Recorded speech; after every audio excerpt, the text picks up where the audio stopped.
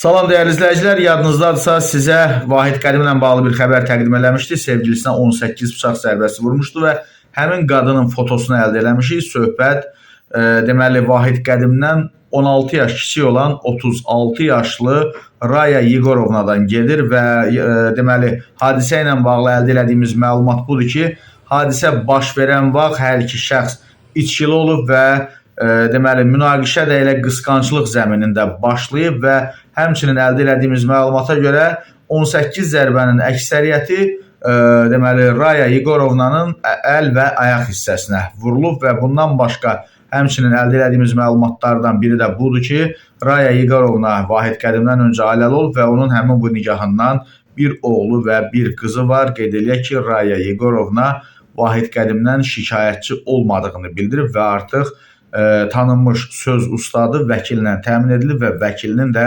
Azərbaycanlı olduğu bildirilir. Qeyd edək ki, Vahid Qədim ötən gün Azərbaycana gələrkən Rusiyada hava limanında saxlanılıb və sonradan istintaq dövrü üçün barəsində 4 ay müddətinə həbs qəti imkan tədbiri seçilib.